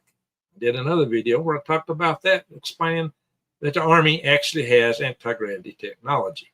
So that's one of my other videos. I got several videos on this. So this idea that we don't have something, I think, is rather incredulous. But what is these things that are bugging people, like your submariner friend? I side with him in his assessment of it, because there's nothing that's going to come around and harass you night after night after night, because you lose sleep and question your sanity, perhaps drive you to self-termination because it's horrendous. Nothing good does that. That's rape, repeated rape. That's at the spiritual level, in the worst ways you can imagine. It is horrible. Nothing good does that. Nothing that's nice and wonderful does things like that. So I side with your submariner. If it's not demons, it looks and smells like them. That is my assessment of what's going on in that area of phenomenology. So, and this is widely reported by lots and lots and lots of people. So, y'all might not like what I'm saying, but I think that is something different than what you would see from civilizations. These things pop in and out of locations. They're multidimensional. They don't walk through a wall. They just appear and disappear. The things we see in the sky do the same thing. So I think there's some connection between some of the things we see in the sky and some of this stuff, because they both have this capacity to appear and disappear. It's a technology. They're physical beings, physical craft, using technologies that are a little bit beyond what's taught in our textbooks, but it's out there. And if you've seen, and we may have those technologies, if you look at Ashton Forbes' video of MH370, and the plane disappeared, like poof. So it may be that we've got these technologies ourselves at this point in time, but these phenomenologies, some people won't ascribe it all to that, but these phenomenologies were once called incubus and succubus, and they go back a couple thousand years at least in the importance of things. So the idea, they're probably not here to destroy us, but probably here to use us in some fashion, if this is the case. And I would hearken to Terence McKenna. He said he said something along the lines of, we're in a symbiotic relationship with something that, in order not to scare us, disguises itself as an alien invasion, as if an alien invasion is better than what it really is. But he says we're in a symbiotic relationship with it. That was a very stark statement that rings true to me in regards to this phenomenology. So let me ask a question. And I totally hear you, man. I totally hear you. I'm thinking of the scientists that do experiments on animals. Like, how cruel is that? And what does that poor animal think when that scientist is doing experiments on them, and it's got more technology than that, innocent animal or creature does? And like, is it thinking the same thing, that scientist is a demon? It's got to be, right? Because to that poor animal, that scientist is a freaking demon. Right. So right, from that perspective, yes. So that's kind of like I don't think they're like, from people that I've talked to that have had these experiences, they get real freaked out. Now, I know somebody that's had very similar experiences to the submariner that I was talking about, and other people that I'm personal friends with. I have a very close friend that's had very bizarre experiences with the Greys, where like she was forced to drink some metallic tasting goo one time. And I brought that up to somebody. I think it was actually my biological dad that I brought it up to. We've gotten to be pretty good friends the past several years. We go bike riding together now. Really awesome guy. He was he's retired military. He served for 20 something years, retired as a Golden Knight. So he was jumping out of airplanes, doing the cool tricks and stuff, getting treated like a rock star in the Army. But I brought up to him my friend that had to drink that metallic goo. And he goes, "That's interesting. It reminds me of like when you go to get a colonoscopy or an MRI or something like that. They have you drink something before they do the experiments on you, because it shows your like all the stuff inside your body better." So what if that stuff that my friend had to drink from those Greys, that wasn't just drink this metallic soup? It's like, because they were doing some type of experiment on her after she drank that, and that gave them the technology that maybe it was nanobots. Hell, I don't know. But really similar experiences, very, very similar. And I think they're the same things. No, people have not had the experience will dismiss this stuff because it's so outlandishly different than the normal experience of everyday walking around that it's just hard to swallow. It's hard to believe. But when you look at, and a lot of them have explained it all the way, well, it's just this, it's just that, it's just sleep paralysis, it's just ABC, it's nothing to it. But when you start looking at some of these people who have gone through this, you see marks, implants. There's some high strangeness in that too. The problem is we don't know what it is, why it does what it does, where it comes from. I would say the chances are it's from here. Whatever it is, it's from here. Now, it might have had an origin somewhere else, but it's basically from here. It might be from a prior civilization that existed on Earth that got wiped out in one of the many cataclysmic cycles we had, and they're the surviving remnant. People talk about lizards. Maybe they were from the dinosaur era. That's my theory. The lizard people? Yeah. And then, maybe some are from the future. There may be many different answers to this question. Maybe some are from somewhere else. But by and large, when you look out in space, you're just not seeing anything you can hang a finger on. They say, oh, there they are, there they are. You don't see it. And quite frankly, the Fermi paradox says, why aren't they here? Well, how about an Allison paradox? How come we don't see them anywhere? So it don't mean they aren't there, but we're not seeing them. It could be that dark force theory, or maybe the other flip side of it is we just can't survive ourselves. An intelligent species that can develop all kind and manner of technologies can wipe you out. There's many that we could employ. We're on the cusp of having at our fingertips today that could wipe us out. Maybe you just don't survive that unless everybody has a pure heart. We have too much hatred in our hearts as a species. We got to outgrow that and overcome it if we're to have hopes of survival.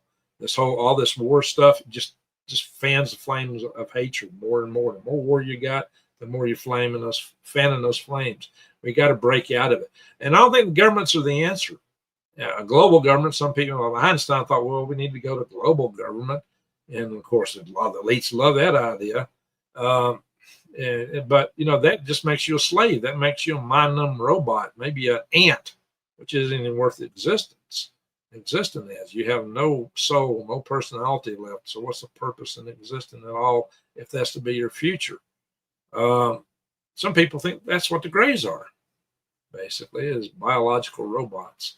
And maybe that's the way most civilizations that might be out there, and that might be the only ones that survive to colonize the stars, which would probably say they're aggressive. Now, all that aside, I think really an organic movement of people that love freedom says we don't need governments is the real answer. Say, we don't need all this stuff. We don't, government, what's the balance? What do you give us in return for all that we give you? What did he say there? I just missed it. Put that back up if you would. Greg reacts differently when speaking with X as opposed to speaking as a guest on David Devine. Well, in what way? Oh, more or less. What? Rex and I go way back. We're like brothers. We've always joked and cut up here. Yeah. So, Greg's my bro. Yeah, Rex and I go way, way back. We've hung out together. We've had some fun together and some rather strange experiences. You were shooting halo balls of light out in the tunnel that was featured in Back to the Future. That was cool. And then we went to the Jack Parsons ritual site. That was weird. That was pretty fun. Yeah, hang on. That was cool. Yeah, Greg and I have some. See? Oh, yeah. That's what I'm talking about. Boom. Looking good. Yes. Yes. Right. This is the Marty McFly hat from Back to the Future. And when we were talking about that, walking through that tunnel, I had no idea you had this in the van planning to give it to me. What a weird coincidence. And that was the occasion that we both caught on our video cameras, light emanate when I shouted, "Hello!" Literally, folks. We're walking through a tunnel, and it's in California. It's where they filmed Back to the Future, and I think two actually. In that tunnel. We're walking through it. We're just talking, and then I said "Halo," and then Greg goes "Halo," and then all of a sudden you see this light beam go woo, and there were no cars, no other lights. Like, I tried to debunk it. I'm like, there's got to be a logical explanation. But the most logical explanation after watching it 100 times is that Greg literally shot out a light ball or something when he said "Halo." It was pretty freaking rad. So, yeah. Let there be light. Yeah.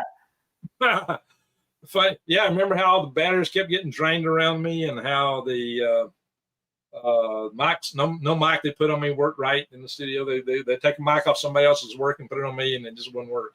Yeah. Remember that? I do. You were shouting Hugh. Oh, that's what I was saying. I was going Hugh. Yeah. And then you said "Halo." Because that's my middle name after we got done. So why are you chanting Hugh? Oh, that's right. I didn't know that. I didn't know that at the time because I chant Hugh quite a bit. Later, that's the God frequency, supposedly. Yeah, man. So that's like, wow. Hugh, you just kind of opened. You just opened it up for me to shout light. That was so for Hugh to shout light. My dad went by the name Hugh. He went by his middle name.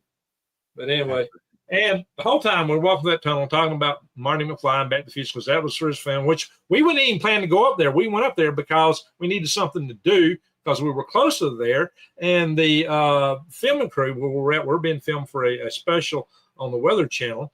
They had to redo their studio. It wasn't set up right. They just couldn't do what they wanted. So they said, okay, everybody take off for a few hours. And I just looked at Rex, say, "Rex, when we go to the Mount Hollywood Tunnel." And you thought it was a great idea. It's up next to the Griffith Observatory. And so we're talking about this movie series from Back to the Future. And I did not know this at that time, but Rex had this hat, Marty McFly hat, which is the hat he wore in those scenes in his van to give to me. I had no clue. He had no clue. You talk about some weird synergy. That trip had weird synergy, weird energy. I bet we could do 4 or 5 videos on that alone. That was amazing. The oddball thing is, we were there to analyze and basically debunk videos talking about strange phenomenology and created our own. Yeah, that's right. That's right. Oh man, we should have sent it. Oh, we should send in that video to the Weather Channel and say, put this up on Weird Earth season 4, because it was season 1 Weird Earth, folks. If you get a chance to watch it on the Weather Channel, It's called Weird Earth season 1. I've never seen it. Oh, it's great. It's great, man. Yeah. Yeah, we're in there. It was fun. That was such a great experience, man. I would really like to go back. I want to study more on Jack Parsons. Like there's all the stuff you hear about Jack Parsons is he was into, wild sex magic and parties, and then he blew himself up in a ritual. But did he blow himself up, or was there more to the story? Did somebody else do it? And then they blamed him. That's what I want to know. Well, his blame is, it's an accident with some of his rocket work. So allegedly. He was a strange cat, no doubt. But isn't that where JPL comes from? Jack Parsons Laboratories? Yeah, he was the founder of JPL. So, dude, rock. But you and I went up to that weird ritualistic area in that dam at the end of that lake, and that place was spooky. There's no doubt about it. That was a weird night we spent up there. It was like greenish colored that night. It was like a greenish hue. Yeah.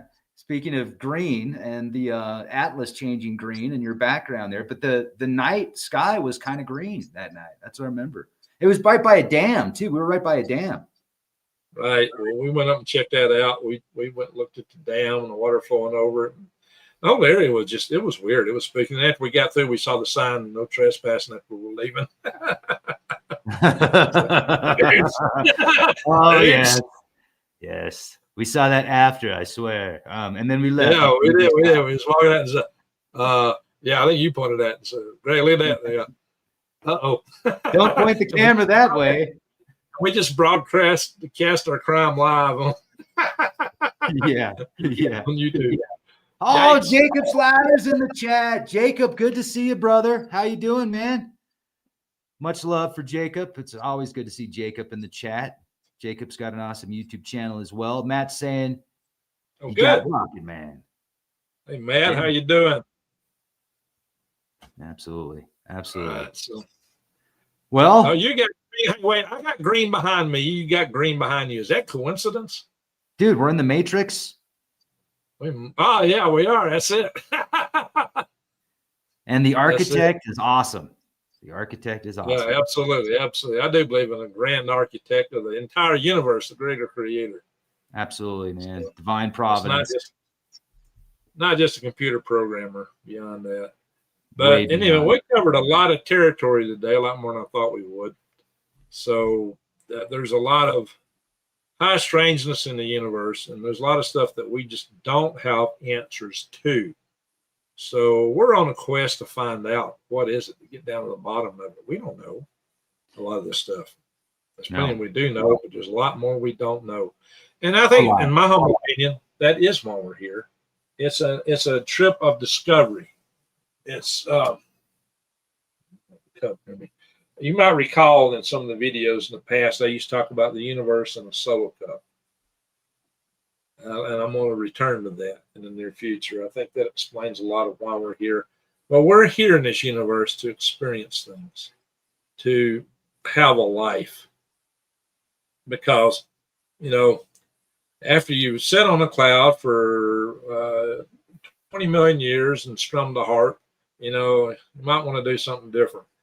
Once you know, and once you get out of this body, you will be in short order knowing all there is to know. Once you know everything there is to know, and you know everything there is to know for all eternity, that's boring. That is so boring. It is mind-numbing. Yeah. So I think we're here because the greater creator created this as our playground, place to learn and to have experiences. But we need to turn our hatred into love, to build a better world while we're in this playground, so their experiences of it are better until we leave it or come back again.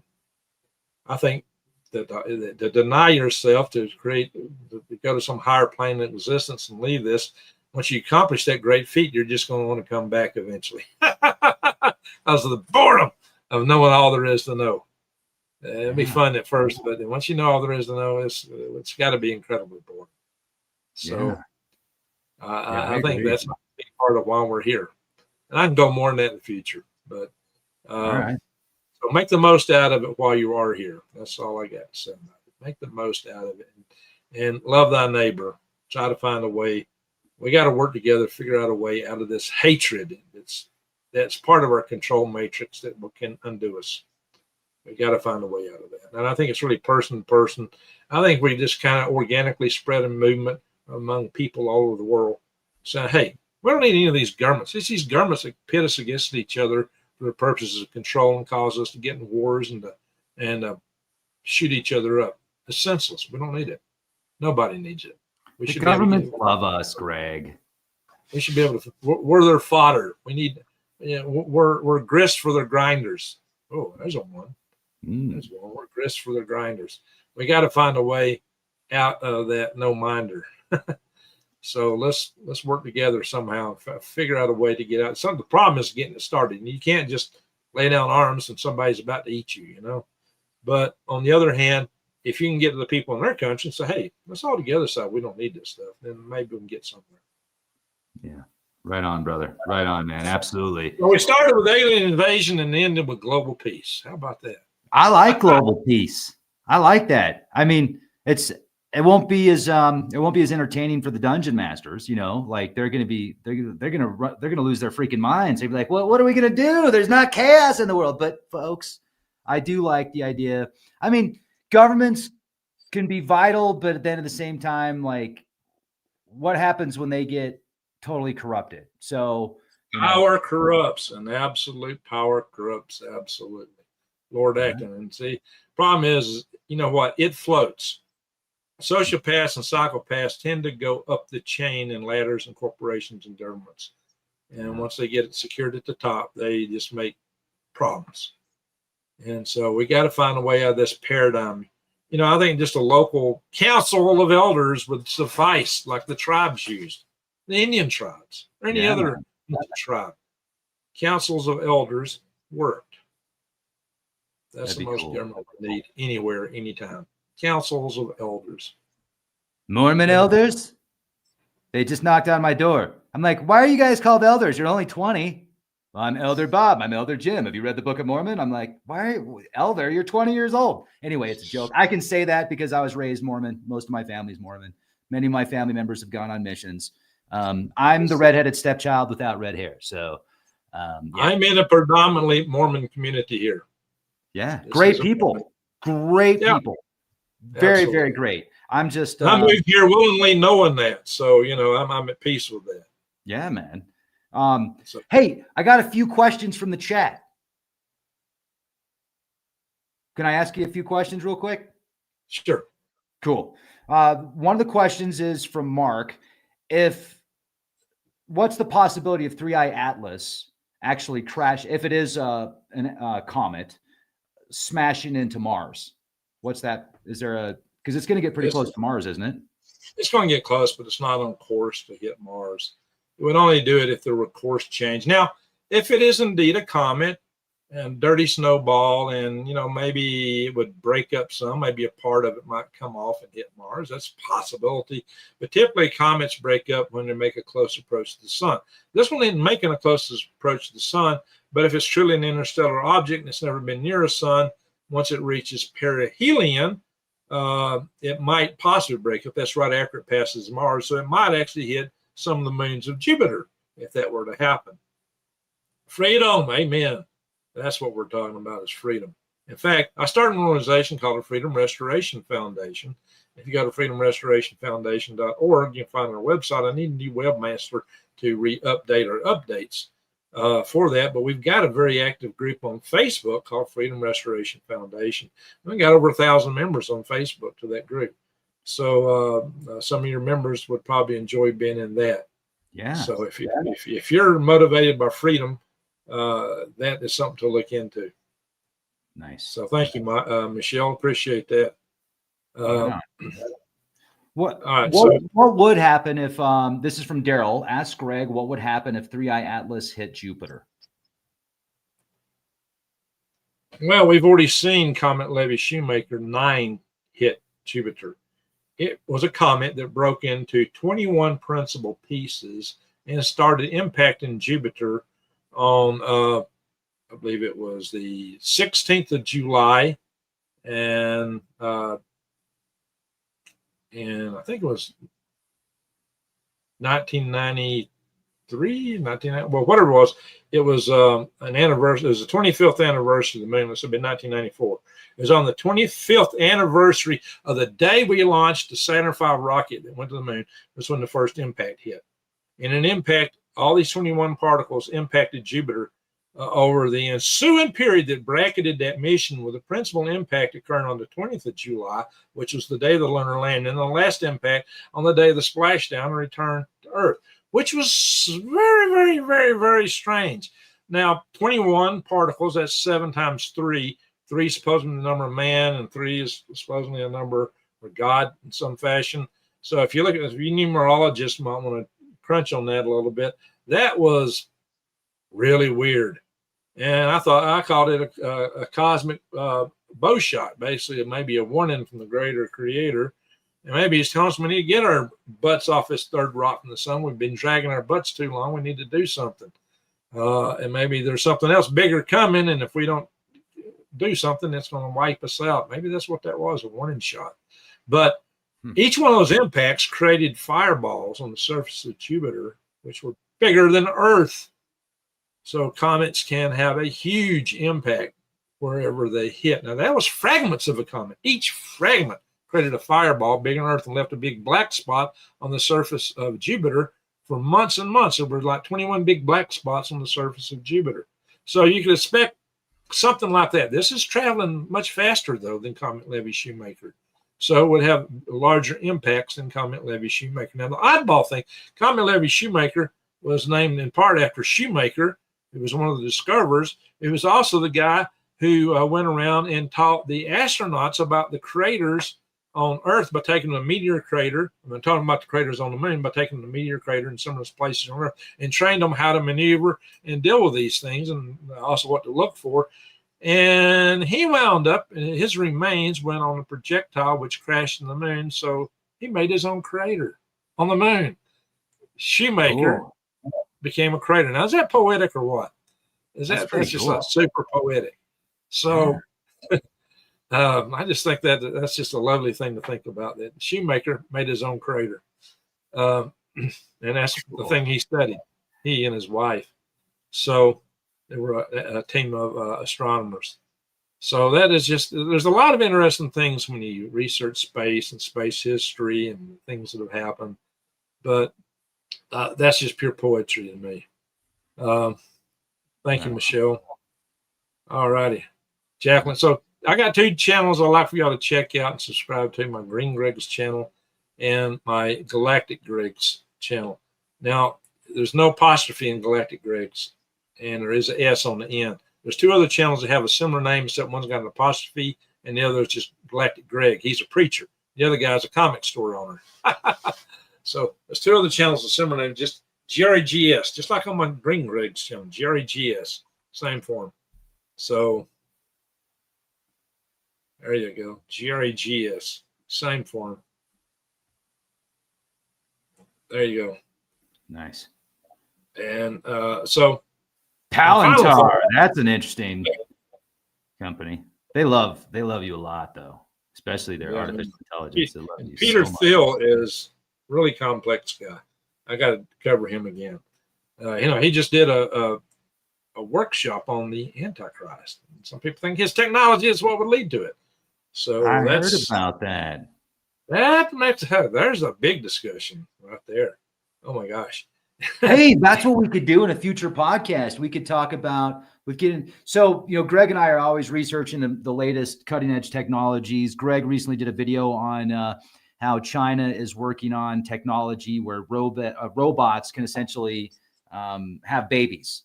They use like this robot womb, and they're also, I don't know if you saw recently back in 23, China scientists, this is I think, like, sign me up for this.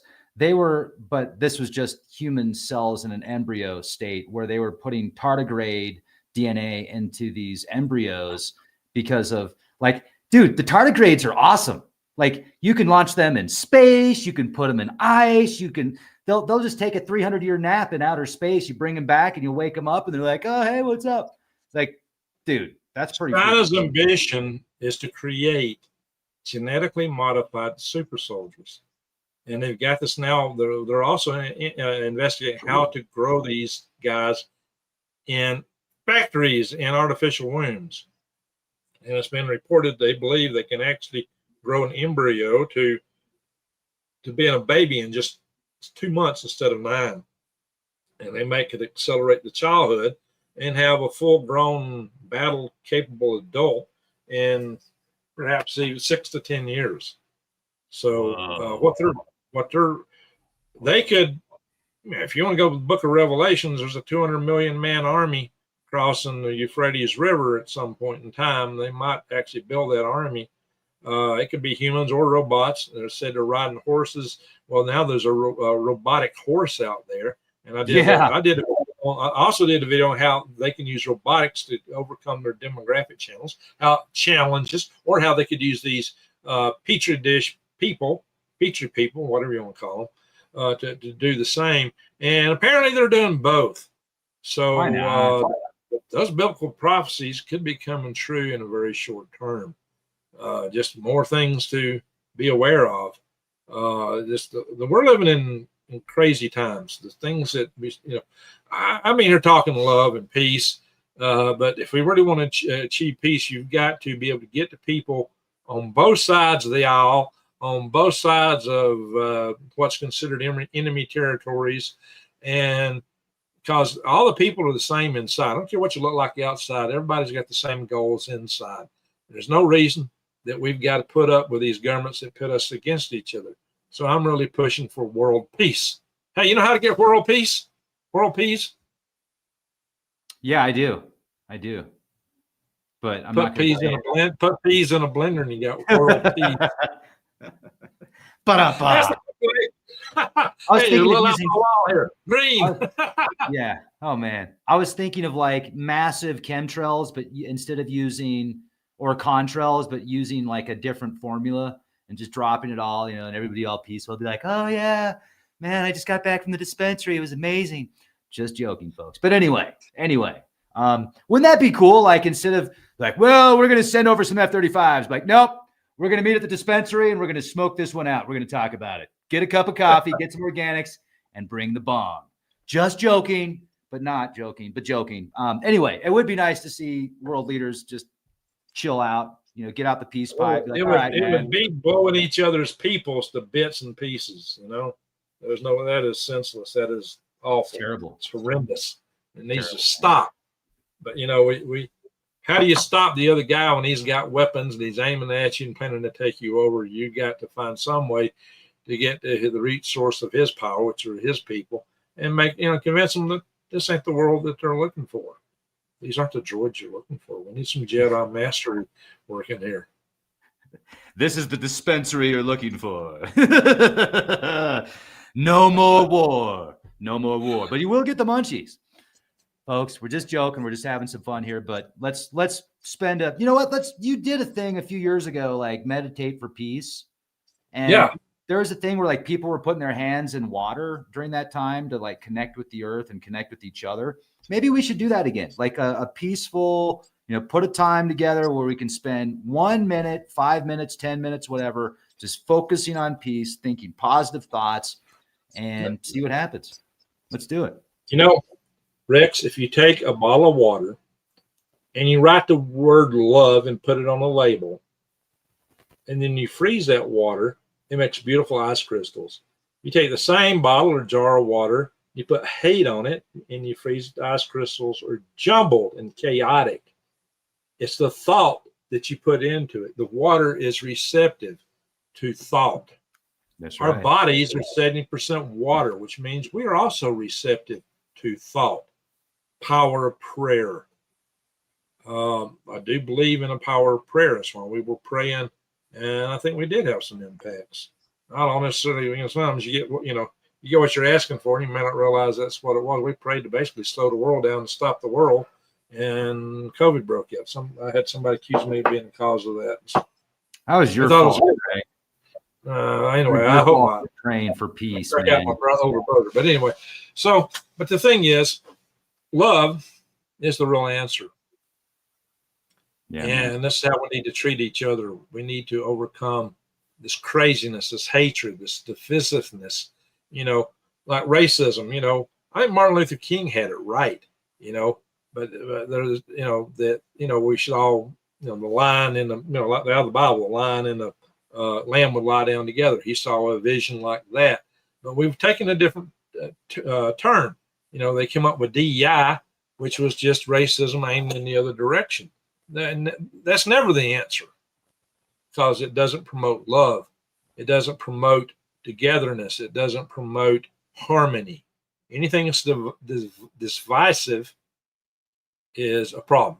So that's what we got to get rid of. We got to get rid of these divisive traits and tendencies that we have fallen prey to, and somehow turn the world around. We totally lost connection.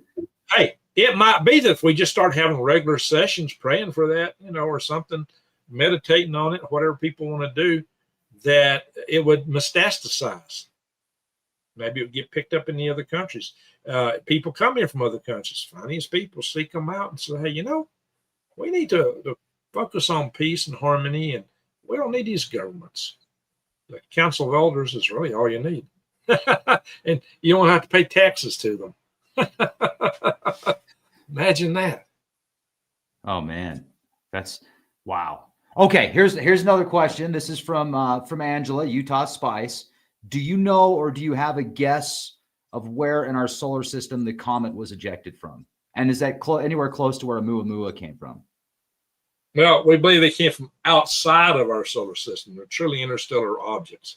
They're on a path that the path of this thing's almost a straight line. Anything in our solar system's got more curvature in the path because it's orbiting the sun.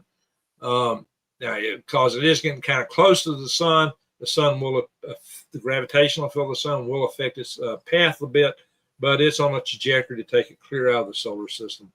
So they did. So Oumuamua, Boris, and Threeey Atlas are truly interstellar objects.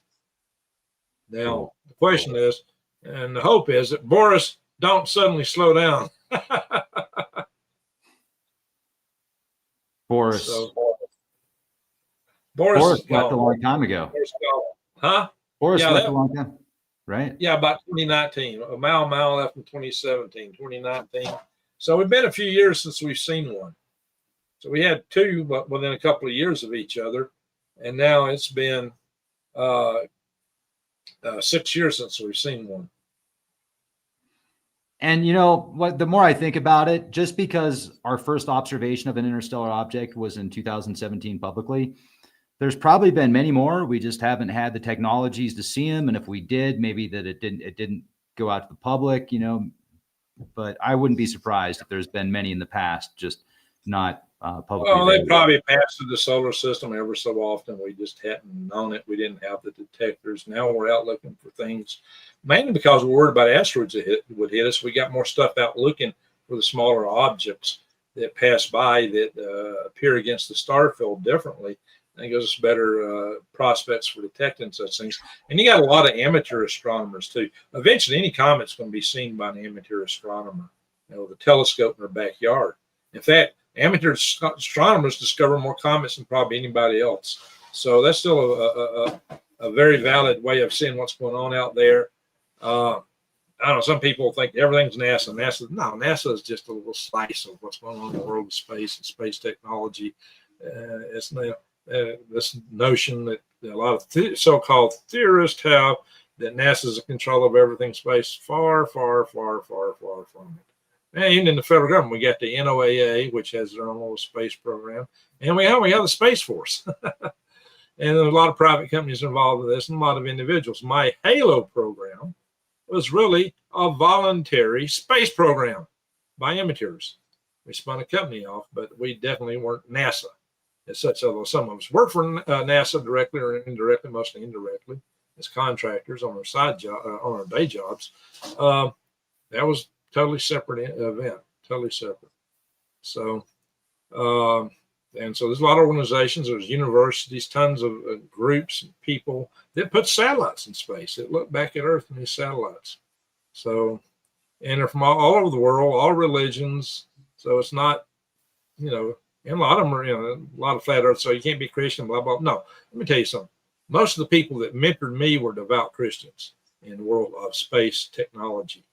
So there's people from the outside trying to look in and get all these stupid ideas in their head. And they think wrong things. They don't know what it's really like inside. They don't understand that. So they come up with a lot of flapping gums that don't know what they're talking about. And I'll tell you another thing, the German rocket scientists were some of the nicest people I ever met. And they weren't racist. They did anything they could to promote anyone who learned about space, to learn about technology, and be motivated to build a better future. And they did a lot to help kids, all backgrounds, all races, male or female. They did not discriminate. They were very helpful, nice people, the ones I knew, all of them. And I knew. And those were people from Project Paperclip, right? Right. And, they built the V2 rocket over in Germany during World War II. Yeah. Yeah, I knew these guys very well. That's so cool, man. To actually hear from you, you worked with them, you have experiences with them. And folks, in finishing this, I just want to give you an update. Like if you're just joining us, if you missed Greg Allison's biography, this is just a quick one. Decades of expertise merging aerospace systems with space advocacy. As an avionics system safety engineer for NASA's Marshall Space Flight Center through BTI, he has supported critical safety frameworks. Greg's engineering roots run deep from the ISS robotics to Grumman power layouts at Mevitech to payload operations at Teledyne, and now to next-gen platforms like Orbital Space Plane, X-37, and high-techs at Hernandez Engineering. Beyond his technical roles, Greg also champions spaceflight accessibility and power grid security, and securing the power grid, the national power grid. That is one of the biggest vulnerabilities of civilization in America as we know it. And Greg's been spending years bringing people together, homeland security, high level, like anybody and everybody that has a say in the electrical grid. Greg is doing his best to bring them together and solidify the grid, because that is a potential that we don't want to think about if it was to go down. So he talks about it in the podcast. Right, Greg? Amen. So join my channels. Green Greg's tends to be more prepper news. If you go back, you'll see tons of videos on gardening and growing worms in the past, wild edibles. I'm more focused now on prepping news because that's what people want to watch on that channel. But I've got Galactic Greg's as my space channel. Dear Space Force, call me, hire me today. Well, I'm not. I have a Space Force pin on my scalp here, and then it's now headquartered in my old town of Huntsville, Alabama. But yeah, I asked a Space Force pin right there. We promoted the Space Force's formation at my last Power Grid Defense Conference before it was formulated. We were promoting it, and but I don't work with the Space Force personally. I actually work for a company called APT. I got some hours to make up now. And I do avionics and communication system safety on a commercial space station, which is a very exciting project. It is cool. It rules. And I work for a great company. I love the people there. They're awesome, a bunch of people. It's like they're very family oriented. It's like working in a family, much more so than probably any company I've ever worked for before. So I'm real happy with them. I love them. They're great people. Average IQ in that family is 160. Right on, Greg. You're a stud, brother. I really appreciate you. Let's do this again. It's been too long, man. Yes. Well, I hope everybody enjoyed this. Again, check out my channels, Green Greg and some Galactic Gregs. I do have a kind of a political channel. It's also kind of a prepper news, but turned more political, and Swivelhead News. And I do on there, I do a little bit of poetry, and maybe I change a few songs. The shorts are kind of funny if you like a satirical, political, conservative type of entertainment. All right. So thank you, Arnold. Arnold's been a long time supporter. I really appreciate him a lot. He's a good dude. He's been a major supporter of me personally and my channel for a long time. Right. So be the change you want to see. Amen. Marcel, amen. I love that moniker that Rex has been putting out for a long time. I was coming on Rex's show for a couple of years before I started my own YouTube channel. Yeah. So, and mainly initially to promote this power grid defense. And then we discovered we had a lot of other synergies, and God knows we just got talking about everything under the sun and having a good time. That's right. That's right, man. It's been awesome, and it's going to continue to be awesome. And folks, I want to thank you all for being here with us. I really appreciate you. Definitely want to subscribe to Greg's YouTube channels. And if you do me a personal favor, it'll take you 30 seconds. It's totally free. Jump on over to Rumble. Go to the Leak Project Rumble channel. Subscribe to our Rumble channel on Leak Project as well. Make sure the bell is clicked here on YouTube for all notifications. And yeah, just keep checking back daily for new content. And remember, be the change you want to see.